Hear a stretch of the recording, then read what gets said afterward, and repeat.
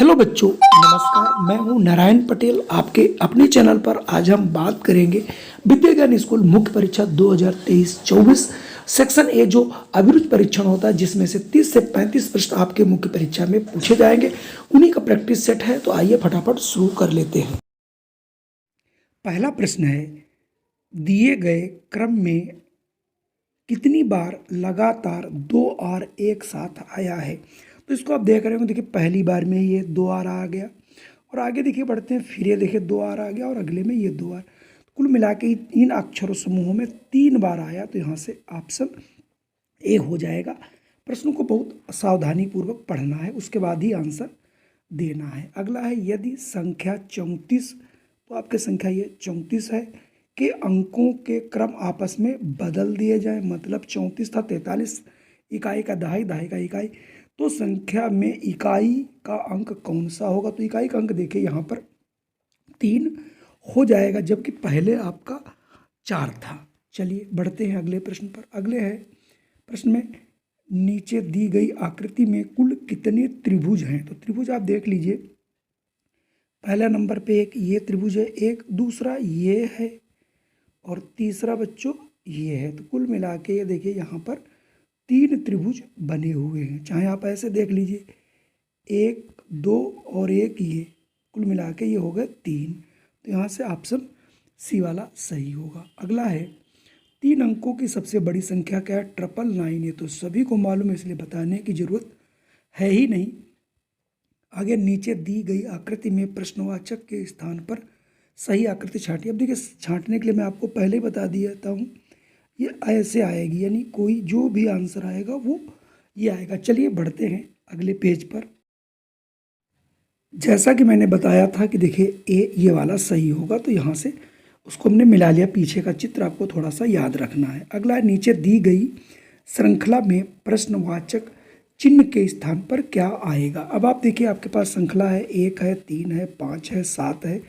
अगला क्या होगा? तो नीचे देखिए 2 है, 2 7 है, 5 2 7, 2 अगली 9 होगी, यानी हर संख्या में 2 2 जोड़ना पड़ रहा है, तो यहाँ से 9 आपकी आएगी। अगले प्रश्न को देखते हैं, नीचे दी गई आकृतियों में से भिन्न। अब यहाँ पर भिन्न आप ये मत लगा लीजिएगा कि ए भिन्न है, आकृति की बात कर रहा है, ए ई आई ओ यू नहीं है। तो यहाँ पर आप देखें तो ये देखिए भुजाओं से बन सकता है, रेखाओं से देखिए बनाया जा सकता है, लेकिन पी को वक्र रेखाओं से, तो यहाँ पर सबसे अगर अलग है तो वो है पी। ये रेखा और पी मतलब वक्र दोनों के द्वारा बनाया जा सकता है, इसलिए यहाँ पर पी अलग है। अगला है, 63 से 65 तक दिए गए शब्दों में बेमेल शब्द को छांटना है। जैसे मेज है, कुर्सी है, स्टूल है, सोफा है। कुर्सी पर बैठते हैं, सोफा पर बैठते हैं, स्टूल पर, लेकिन मेज पर बैठा नहीं जाता, इसलिए यहाँ पर मेज इन सब से अलग होगी। अगला है, झाड़ी, पौधा, पत्ती, पेड़। तो यहाँ पर मेरे हिसाब से अगर अलग होगा वो होगा पत्ती। झाड़ी भी एक प्रकार के पेड़ होते हैं, पौधा भी और पेड़ भी, ठीक है, तो पत्ती उसका एक भाग है। अगला देखिए, रेल है, विद्युत इंजन है, डीजल इंजन है, भाप इंजन। तो ये सभी इंजन है, रेल, ये पटरियाँ होती हैं, तो ये बिल्कुल यहाँ से भिन्न होगा बच्चों।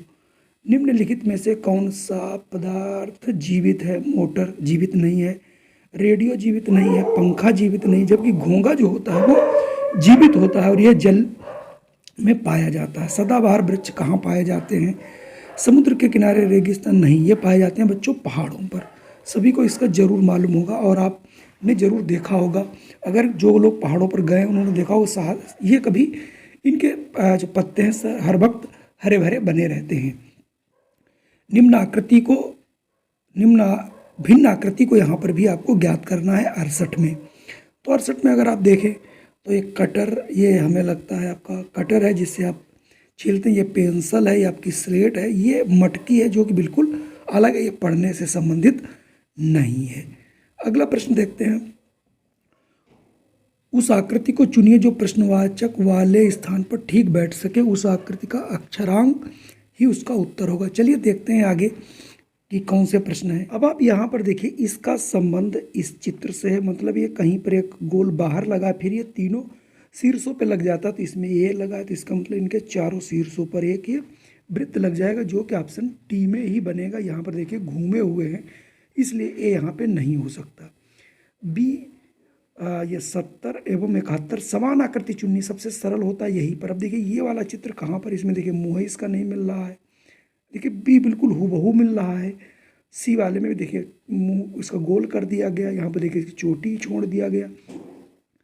अब यहाँ पर देखिए इसमें कुछ करना ही नहीं है, ये बना हुआ है और इसका देखिए इसके समान डी वाला बना हुआ, आपको कुछ बहुत करना ही नहीं। यहाँ पर विषम, हाँ यहाँ पर थोड़ा सा दिक्कत होती है अगर आप बहुत ढंग से नहीं ध्यान देते हैं। तो अगर आप इस 72 वाले प्रश्न को देखें तो आपको देखिए यहाँ पर ये जो बाहर एक निकल रहा, देखिए यहाँ में कुछ हो सकता है, देखिए बाहर निकल रहा, ये भी बाहर, तो यहाँ पर भी तो बाहर निकल रहा। लेकिन हाँ एक चीज़ है, किसी भी शीर्ष से ये बाहर नहीं जा रहा। यहाँ भी देखो कोई शीर्ष से बाहर नहीं जा रहा। यहाँ पर ये देखिए ये शीर्ष है, शीर्ष को काट रहा, तो इसका मतलब यहाँ से डी वाला होगा। अगले प्रश्न की बात करें 73 से 75 तक प्रश्नवाचक के स्थान पर क्या आएगा। अब ये देखिए एक चित्र बना है, इसको यानी ये नीचे वाले चित्र को हटाएगा तो इसमें भी इस वाले नीचे वाले चित्र को हटाने के बाद सी बनेगा, है ना। 73 का यहाँ पे मेरे हिसाब से सी बनेगा, आप भी देख लीजिए सी ही बनेगा। चलिए अगर मैं 74 की बात करूँ, देखिए चित्र तो वही है। अब आप ये देखिए जो ऐसे बना था इसको पहले हम नीचे लाए हैं ऐसे, ठीक है, फिर इसको ऐसे लाया गया है, तो इसका मतलब इसको हमें 2 बार घुमाना पड़ेगा। अब ये जैसे है तो इसको हमें सबसे पहले हम इधर लाएंगे, ठीक है, फिर इसको ऐसे, यानी जो नीचे आएगा करके वही सही होगा। ये देखिए डी वाला आ रहा है, यानी 74 का डी। अब मैं 75 की बात करता हूँ, चलिए बढ़ते हैं आगे।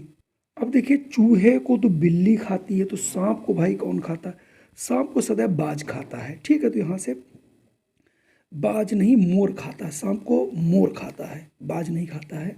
बाज तो चूहे वगैरह को शिकार करता है, ठीक है। आप अपने हिसाब से लगाइएगा 76 एवं 77 श्रृंखला में अगली आकृति कौन सी आएगी। अब अगली आपको आकृति देखनी है कि अगली आकृति बनेगी कौन, ठीक है। तो इसमें आकृतियों को थोड़ा सा अगर ध्यान दें यहाँ पर, तो यहाँ पर ये वाली देखिए आकृति, यहाँ से ये वाली आकृति आगे जैसे ही बढ़ती है तो इधर वाले एक हट जाती है और आगे एक रेखा बढ़ जाती है, यानी ये चीज़ का हटना और एक सीधी रेखा का बढ़ना। तो इस हिसाब से अगर आप देखोगे इसमें, तो इसमें चूंकि एक ये है इधर वाली है तो हटी जाएगी, तो इसमें देखो इसमें हटी है और इसमें हटी, तो यही दोनों में से कोई होगी। लेकिन रेखाओं की ये वाली स्थिति पलट जाती, वो इधर आ जाती हैं, ठीक है, तो वो इधर आ जाएगी और एक देखिए बढ़ भी जाएगी, यहाँ एक थी यहाँ 2 हो जाती तो 4 हो जाए, तो इसमें तो उल्टे बढ़ गई, तो ये देखिए डी वाला सही होगा। ठीक, कैसे डी होगा फिर से देख लीजिए, ये हट गया, ये यहाँ नहीं है और इनकी रेखाओं की स्थिति बदल जाएगी, 3 थी तो 4 हो जाएगी।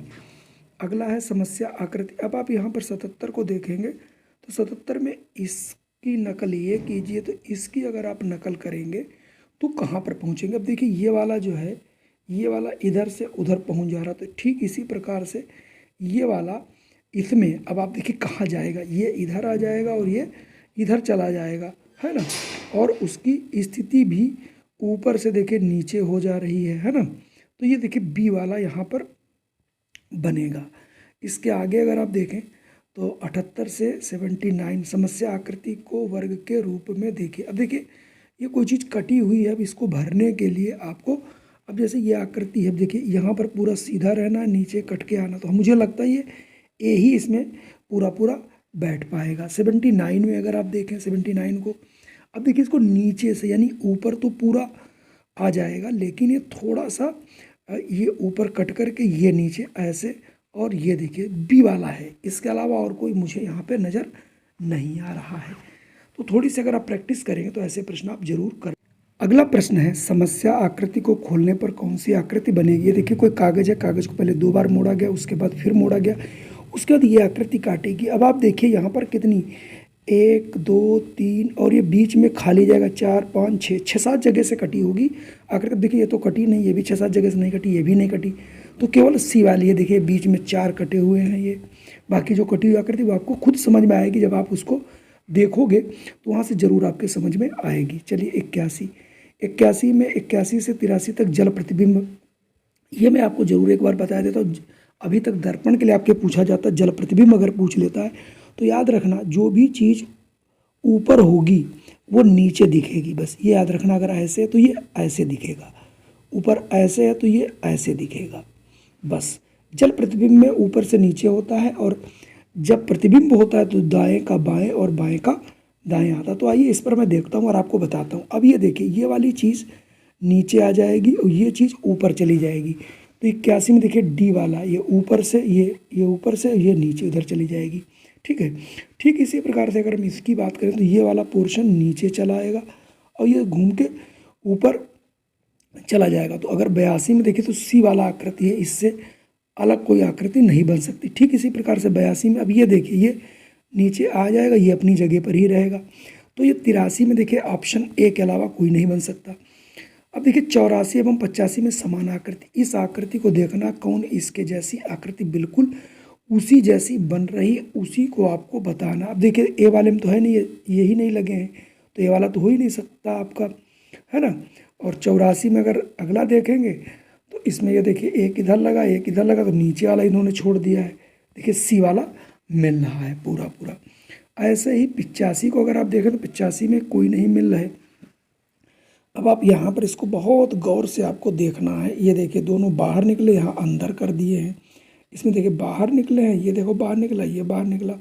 अब ये वाला जो है आपका 85 का देखिए डी वाला पूरा मिल रहा है, ये वाला भी इसका पूरा नहीं मिल रहा, देखिए ऊपर जा रहा है ये वाला। तो आप इसी तरीके से कुछ न कुछ इसमें कमियाँ रहेंगी, आपको ढूंढना है। उस आकृति में से उस उत्तरकृति को ढूंढना जो समस्या आकृति में निहित हो, यानी इसी के अंदर कौन सा इसमें स्थित है। तो आप पहला ही अगर देखें एम, ये देखिए ये वाला देखिए, अभी यहीं पर अगर आप देखो, ये देखिए इसी के अंदर ऐसे ऐसे बना हुआ है, तो यहाँ से आपको निकालना बहुत आसान होगा। अब आप ये देखिए इस त्रिशूल समान आकृति बनाना है, समान आकृति ढूंढना बहुत आसान, बिल्कुल इसी जैसी। देखिए सी के अलावा इसके जैसी कोई है ही नहीं। चलिए बढ़ते हैं अगले प्रश्न पर। अगला है, दाईं तरफ की उत्तर आकृति में से उस आकृति को ढूंढिए जो समस्या आकृति के वर्ग को पूरा करती है। अब इसको देखिए पूरा ये मिलाना है आपको ऐसे, बस यूँ समझ जाया करिए। वहाँ आप खींच भी सकते हो। अब इस हिसाब से कोई एक ऐसी आकृति ढूंढिए जो देखिए ऊपर से थोड़ी तिरछी हो, मिल रही हो, और ये देखिए ये सीधी भी यहाँ पर हो। अब ये भी सीधी है, हालांकि ये तो ज़्यादा सीधी हो गई, और ये तो ज़्यादा ही बड़ी हो गई।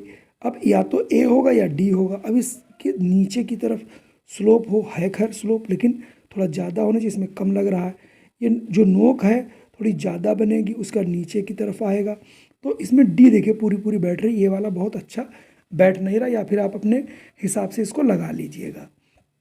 अगला प्रश्न 89 एवं 90, आखिर के 2 प्रश्न बचे हैं।